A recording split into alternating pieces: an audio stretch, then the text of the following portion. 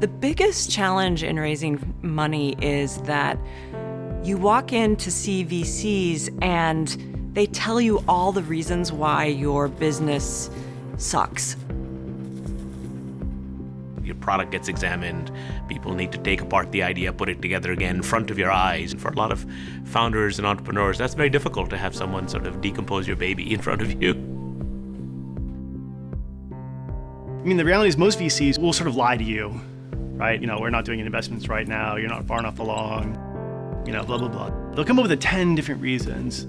And that's, you can read that as an entrepreneur. I'm being told the nice way to go away. When what I really want you to do is tell me the truth, right? I want you to tell me the f***ing truth. I want to know exactly why.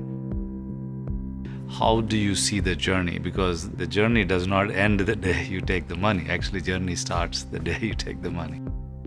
Whenever you're bringing an investor into your company or you're hiring somebody, you're putting somebody inside of your boat. And when I see that boat, it's a canoe. It's a very small boat. You know, there are certain firms and certain partners in firms that approach this as a boss. No bad news is ever allowed.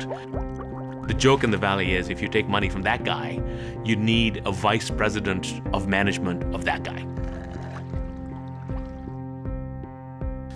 I wanted somebody who actually had some courage, right? I didn't want somebody who, when times get hard, they're gonna say, oh, well, you know, I've already written it off. And when times are good, somebody who will actually help you see ahead of the curve and see around corners and know, okay, well, this is how it could go bad. So many different success stories look like an overnight success. But if you look into the history, there was investors that were there a very long time and were very loyal to those companies as they did that drunken go-to-market walk and that kind of iterative product to figure out what was going to work. There were some dark days at Splunk before all the success that you see now. We had 6 months worth of money left and that was it. And we were faced with a really difficult decision about how do we operate this company in a way that would get it through a very difficult economic period. At SnapLogic, we had to make some tough choices. We had to really take a different product approach than we had started with. We open sourced all the IP we developed.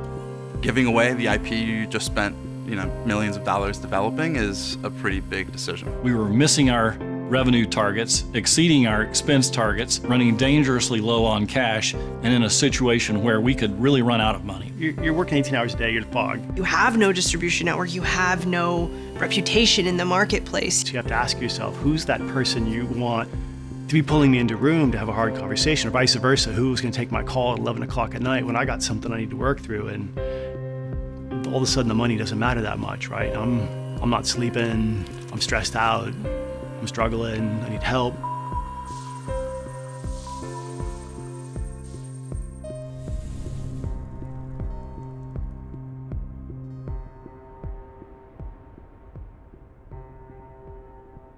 In the moments that things are not going well, which happens to every company, it's going to be a very different experience when you're with some of those bigger VCs than it is when you have an investor like Ignition who has the time and has made it their entire mission to be sure they can focus on all of their companies. Their mentality is they're actually on the team, talking to me every single week, going through my spreadsheets around who have I talked to, what have been the issues, how do we craft the right message. They're as happy to listen as they are to speak. That, I think, sets them apart. They're in there and they love it, and it gives them energy, which gives me energy. I don't know if we would have gotten funded if it weren't for Ignition's support throughout the fundraising process, even though they didn't lead the round. Valuation's not the most important factor, and I err on the side of boutique firms. And that's why we're sitting here.